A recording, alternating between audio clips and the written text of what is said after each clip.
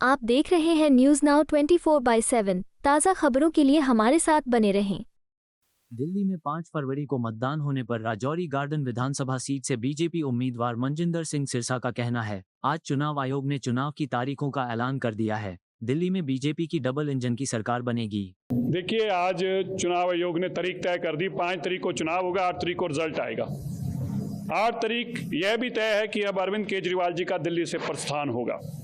दिल्ली अब दोबारा से खुशहाल बनेगी, दिल्ली स्वच्छ होगी, दिल्ली के अंदर आम आदमी पार्टी की सरकार जाएगी और भाजपा की सरकार आएगी। डबल इंजन की सरकार बनेगी। दिल्ली के अंदर नल से जल आएगा, गटर के पानी की जगह। दिल्ली में नई सड़कें बनेगी। कूड़े के ढेर जो बन चुकी दिल्ली है वो दोबारा से स्वच्छ होगी। गंदी सांस लेने की जो बीमारी पड़ चुकी है, अरविंद केजरीवाल खुद खांसी लेके आए थे, सारी दिल्ली को बीमार कर दिया। ये प्रदूषण भगाया जाएगा। आम आदमी पार्टी के साथ ही प्रदूषण दिल्ली से छोड़कर चले जाएगा।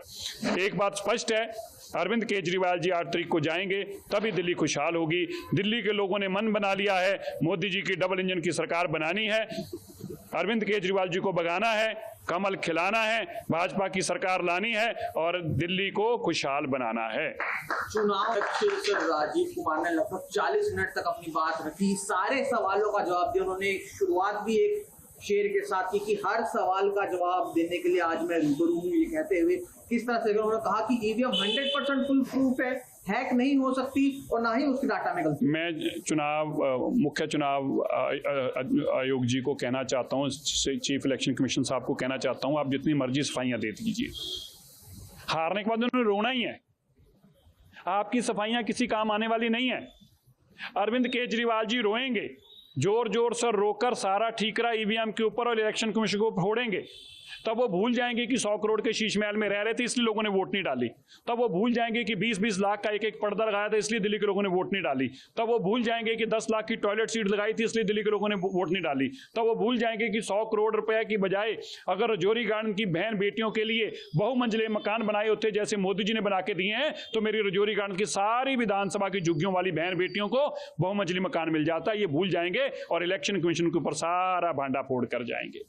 इसलिए इलेक्शन कमीशन जितनी मर्जी सफाई दे दे, ऐसा है कोई इंसान जोर जोर से चिल्लाकर शोर मचा रहा था, पेड़ को ऐसे जप्पी डाल रखी थी और जोर जोर से कह रहा था मुझे पेड़ से छुड़ाओ, मुझे पेड़ से छुड़ाओ। अरविंद केजरीवाल का भी वो हाल है।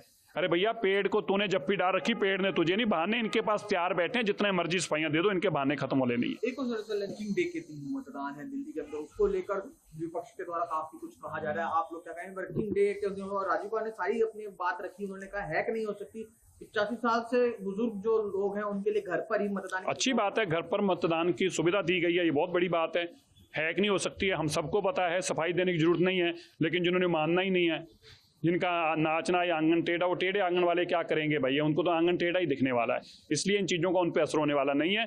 हाँ, ये स्पष्ट है, अब एक बात दीवार पर लिखी गई है, अरविंद केजरीवाल जाएंगे, भाजपा आएगी, सरकार बनेगी, भाजपा की मोदी जी की सरकार होगी, मोदी जी का मुख्यमंत्री होगा और दिल्ली का विकास होगा, विनाश से जान छूटेगी और विकास की तरफ चलेंगी। भाजपा के राष्ट्रीय नेशनल सेना आप सिख नेताओं में एक बड़ा चेहरा भी रजौरी गार्डन सीट से आपको चुनावी मैदान उतरा है, कितने आश्वस्त हैं जीत को लेकर?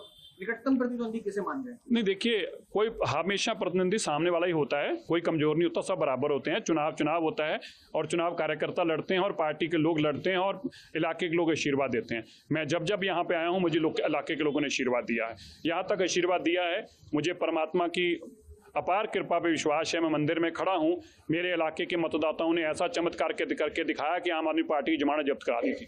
मैं अकेला दिल्ली का भाग्यवान ऐसा हूँ जो अरविंद केजरीवाल जी के राज के अंदर अरविंद केजरीवाल जी की जमानत जब्त करा के एमएलए बनाऊं। इस बात का सौभाग्य मुझे प्राप्त है रजौरी गार्डन के मतदाताओं के कारण, तो ये सौभाग्य हमेशा बना रहेगा। फिर से जमानत जब्त करा के एमएलए बन के जाएंगे। इस बार के चुनाव कितने कैलाश गहलोत भी भारतीय जनता पार्टी में आ गए हैं? हर चुनाव इतना ही होता है, देखिए, हर चुनाव उतना ही महत्वपूर्ण होता है।